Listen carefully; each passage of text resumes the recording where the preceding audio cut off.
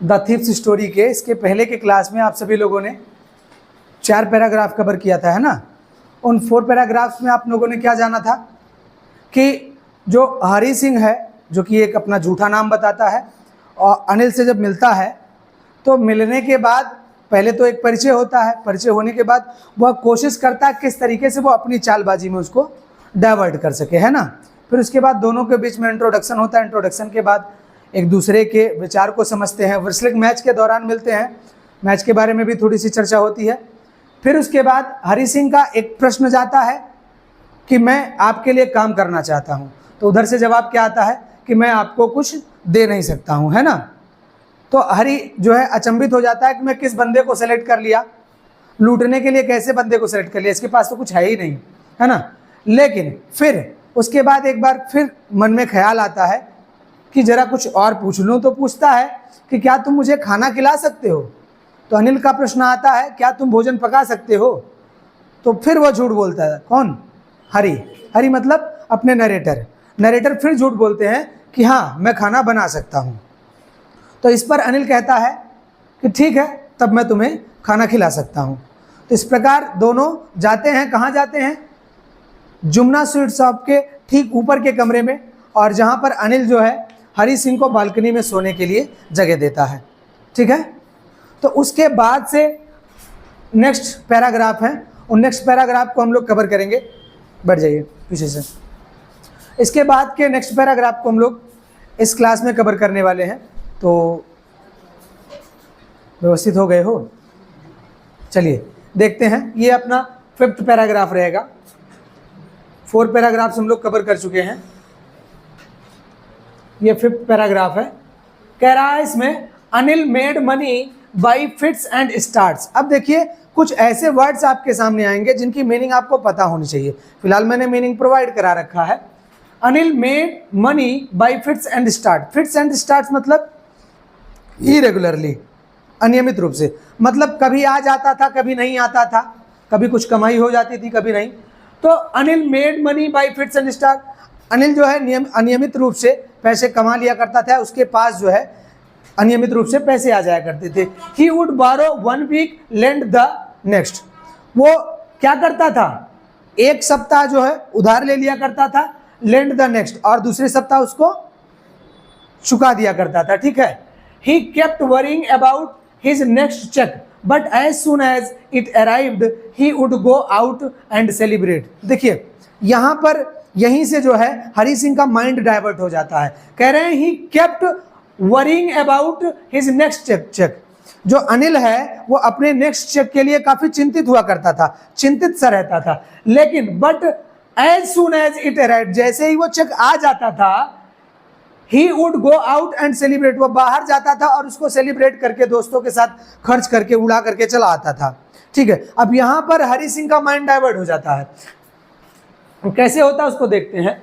It seems he wrote for magazines a queer way to make a living. यह प्रतीत होता है कि he wrote magazines a queer वे, एक विचित्र तरीके से वह मैगजीन्स को लिखता है, टू मेक अ लिविंग, अपनी जीविका को चलाने के लिए। मतलब कोई रेगुलरिटी नहीं है, कोई एक सिस्टम नहीं है, अजीबोगरीब तरीके से मैगजीन्स लिख देता है कि उसकी अपनी लिविंग, अपनी जीविका चलती रहे। One evening he came home with a small bundle of notes saying he had just sold a book to a publisher। Important line है, बोर्ड एग्जाम में पूछा भी जाता है। कह रहा वन इवनिंग, एक शाम को, he came home, वह घर आया, with a small bundle of notes, ठीक है, मतलब नोट्स के बंडल के साथ वह घर पर आया। saying he had just sold a book to a publisher, क्या कहते हुए यह बताया कि उसने कुछ किताबों को पब्लिशर को सोल्ड कर दिया है, बेच दिया है। एट नाइट, उस रात, आई सा हिम तक the money under the mattress, उस रात मैंने, जिस रात वो लेकर के आया, जब लेकर के आया तो मैंने क्या देखा कि उसने क्या किया, टक मतलब कहीं किसी चीज के नीचे दबा करके रखना।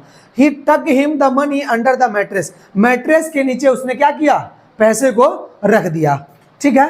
इतना पैराग्राफ समझ में आया सबको, कोई दिक्कत। चलिए आगे बढ़ते हैं अगले पैराग्राफ की तरफ। अगला पैराग्राफ कह रहा है I had been working for Anil for almost a month. मैं लगभग 1 महीने से अनिल के लिए काम कर रहा था। And apart from cheating on the shopping had not done anything in my line of work. Line of work मतलब मेरे प्रोफेशन में, मेरे उस चोरी के काम में मैंने क्या किया, मैंने कुछ भी नहीं किया सिवाय किसके, apart from cheating on the shopping. उस शॉपिंग के दौरान जो 1 रुपये में ले लिया करता था, निकाल लेता था, उसके अलावा मैंने कुछ और नहीं किया। जैसा कि मेरा प्रोफेशन है, लाइन ऑफ माई वर्क, मेरे काम का जो तरीका है उस हिसाब से तो मैंने कुछ भी नहीं किया। I had ever opportunity for doing so, मेरे पास इस प्रकार से ऐसे काम करने के बहुत सारे अवसर थे। आई हैड अपॉर्चुनिटी, मेरे पास अवसर थे, फॉर डूइंग सो, इस प्रकार से कुछ भी करने के। Anil had given me a key to the door and I could come and go as I pleased. As I pleased मतलब as I want। कह रहा है Anil had given me a key, Anil ने मुझे एक चाबी दे रखी थी, to the door, दरवाजे के लिए, and I could come and go, मैं आ सकता था, जा सकता था, as I pleased means as I want, जैसा मैं चाहता, मतलब जिस प्रकार से जब मैं आना जाना चाहता मैं आ जा सकता था। अनिल ने मुझे चाबी दे रखा था, चाबी उपलब्ध करा रखा था। He was the most trusting person I had ever met, मैंने जितनों से भी मिला था, he was the most trusting person, वह सबसे भरोसेमंद व्यक्ति था। समझ में आई बात? कोई दिक्कत यहाँ पैराग्राफ में, वर्ड मीनिंग से लेकर किसी भी चीज में कोई प्रॉब्लम? चलिए आगे बढ़ते हैं। इसके बाद अगले पैराग्राफ में कह रहे हैं कि and that is why it was so difficult to rob him. Important line ये भी है इस चैप्टर का, कह रहे हैं and that is why it was so difficult to rob him. पुराने लाइन से जोड़ो, इस कारण से, that is why it is so difficult, यह इस कारण से कठिन है, टू रॉब हिम, उसे लूटना। किस कारण से भाई? क्योंकि वो एक ट्रस्टिंग पर्सन है, वो सिंपल पर्सन है, काइंड हार्टेड पर्सन है, एक अच्छे व्यवहार का व्यक्ति है। और जब कोई सरल व्यवहार का व्यक्ति हो, अच्छे व्यवहार का व्यक्ति हो, तो हम उसको धोखा नहीं दे पाते हैं, हम उससे लूटपाट नहीं कर पाते हैं, हमें उसको लेकर के हमारे मन में अच्छे ख्याल भी आ जाया करते हैं। और जैसे कोई लूटपाट करने वाला हो, उसको अगर लूटना हो तो हम उसको लूट लेंगे, उसको बहुत ज़्यादा दिक्कत नहीं होगी, वो दिमाग में उसको आएगा ठीक है मैंने भी कहीं से लूटा था, मैं भी लूट गया, फिर से लूट लूंगा, ये ख्याल आ जाएगा। लेकिन एक सिंपल काइंड हार्टेड पर्सन हो, एक ट्रस्टिंग पर्सन हो, तो उस ट्रस्टिंग पर्सन को लूटना, रॉब करना थोड़ा सा डिफिकल्ट था। It is easy to rob a greedy man, कह रहा एक लालची व्यक्ति को या एक गलत भावना वाले व्यक्ति को लूटना, रॉब करना इजी है, because he can afford to be rob, afford है, ठीक है। ही कैन अफोर्ड मतलब ही कैन एक्सेप्ट, ठीक है, वह स्वीकार सकता है, या फिर ही कैन टोलरेट, वह सहन कर सकता है, टू बी रॉब्ड, लूटा जाना, ठीक है। अगर वह लूट जाता है, उसके जो है उस साथ ऐसी कुछ चीजें हो जाती हैं, तो वह इस चीज को अफोर्ड कर सकता है, टोलरेट कर सकता है, सहन कर सकता है। But it's difficult to rob a careless man, sometimes he doesn't even notice he has been robbed and that takes all the pleasure out of the work। अब ध्यानपूर्वक समझिएगा इस लाइन को। But it's difficult to rob a careless man sometimes, ठीक है, कह रहा यह बहुत डिफिकल्ट है टू रॉब, लूटना, अ केयरलेस मैन, एक बेपरवाह, एक लापरवाह, एक निश्चिंत मन से रहने वाले व्यक्ति को, है ना। जैसे हम किसी निश्चिंत व्यक्ति के साथ रहते हो, निश्चित मन से हो, उसको ये दिमाग में ना हो कि ये मुझे धोखा दे सकते हैं, तो हमारे मन में भी ख्याल आएगा, तो उसने कभी सोचा नहीं कि हम उसको धोखा देंगे, मैं कैसे उसको चीट करूं, ये मन में ख्याल आता है, हमारे आपके भी मन में ये ख्याल आता है। तो वही चीज यहाँ पर हरि सिंह के सामने आ रहा है, समटाइम्स, कुछ पल के लिए। He does not even notice he has been robbed, he does not even notice, वह ध्यान नहीं देता है, he has been robbed, कि वह लूट लिया गया या वह लूट लिया जा रहा है, वह इस चीज को नोटिस नहीं करता है, ठीक है। and that takes all the pleasure out of work, और सभी कार्यों से बढ़ करके यह आनंद होता है ना। well, ठीक है, it is time I did some real work, कह रहा है, मन बदल गया उसका, कह रहा है वेल ठीक है, it's time I did some real work, अब मैं वास्तव में कुछ काम करूंगा। उसका वास्तविक काम क्या था?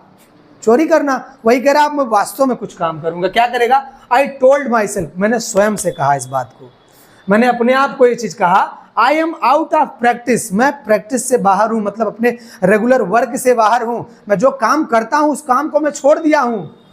And if I don't take the money he will only waste it on his friends. कह रहे हैं and I don't take the money, अगर मैं पैसे नहीं लेता हूं, he will only waste it on his friends, यह जो है केवल अपने मित्रों पर इसे वेस्ट कर देगा, बर्बाद कर देगा, सेलिब्रेट कर लेगा, पार्टी कर लेगा।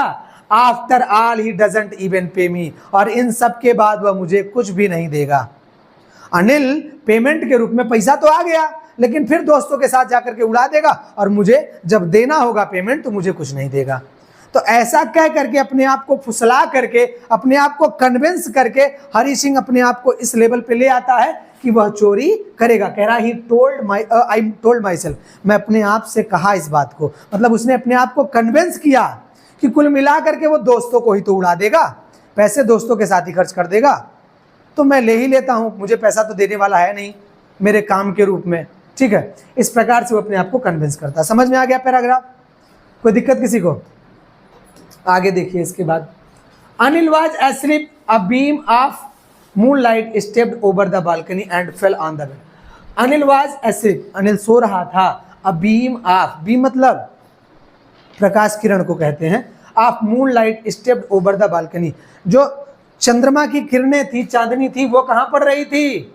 बालकनी पर पड़ रही थी। And fell on the bed, और बेड पर भी जा रही थी। ठीक है, I sat up on the floor, मैं फर्श पर बैठा हुआ था। कंसीडरिंग द सिचुएशन, क्या कर रहा था? कंसीडरिंग द सिचुएशन मतलब अंडरस्टैंडिंग द सिचुएशन, परिस्थिति को समझ रहा था, हालात को समझ रहा था।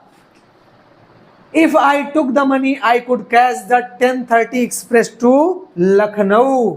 If I took the money, यदि मैं पैसे ले लिया, आई कुड कैच, मैं पकड़ सकता था, 10:30 एक्सप्रेस टू लखनऊ, जो लखनऊ जाने वाली एक्सप्रेस 10:30 पर है, मैं उसको इजिली पकड़ सकता था। Sleeping out of the blanket, out of the blanket का मतलब ये हो गया, जैसे ब्लैंकेट है, चादर है या कंबल है, उस कंबल से बाहर निकलना। कैसे निकलना? स्लीपिंग, खिसक करके, जैसे अगर चादर ओढ़ा हुआ था तो खिसक करके वो धीरे से जो है कंबल से निकलता है। I crept up to the bed, और रेंगते हुए कहाँ तक जाते हैं? कह रहा मैं क्रेप्ट करके, रेंगते हुए up to the bed, bed तक गया। ठीक है, Anil was sleeping peacefully, Anil क्या कर रहे थे? शांतिपूर्वक एकदम सो रहा था। ठीक है, his face was clear and unlined, उसका चेहरा जो था एकदम क्लियर था, मतलब साफ था। एंड अनलाइन, अनलाइन मतलब बिना सिकन के था, किसी भी प्रकार की चिंता नहीं थी, एकदम चिंता मुक्त था, चिल माइंड से। ठीक है, सो रहा हूं तो बस सो रहा हूं। Even I had more marks on my face, लेकिन मेरे चेहरे पर बहुत सारे चिन्ह थे। Though mine were mostly scars, scars में देख लीजिए, मार्क्स ऑफ वॉन्ड्स, घाव के निशान। कह रहे हैं दो माइन वर मोस्टली स्कार्स, मेरे चेहरे पर बहुत सारे घाव के निशान थे। बात समझ में आया? तो जैसा कि आप लोगों को मैंने बताया था कि 4-4 पैराग्राफ कवर करूंगा और आप लोगों को समझाऊंगा। इसके बाद इसके आपको कंप्लीट क्वेश्चन आंसर भी मिल जाएंगे। तो उम्मीद है कि ये चारों पैराग्राफ आपको समझ में आया होगा और आप सभी लोगों को भी समझ में आ गया होगा। अगर वीडियो पसंद आया है तो वीडियो को लाइक ज़रूर करिए, और अगर कंटेंट अच्छा लगा है तो अपने फ्रेंड सर्किल तक ज़रूर शेयर करिए। मिलते हैं किसी और वीडियो में, तब तक के लिए जय हिंद, स्वस्थ रहिए, मस्त रहिए।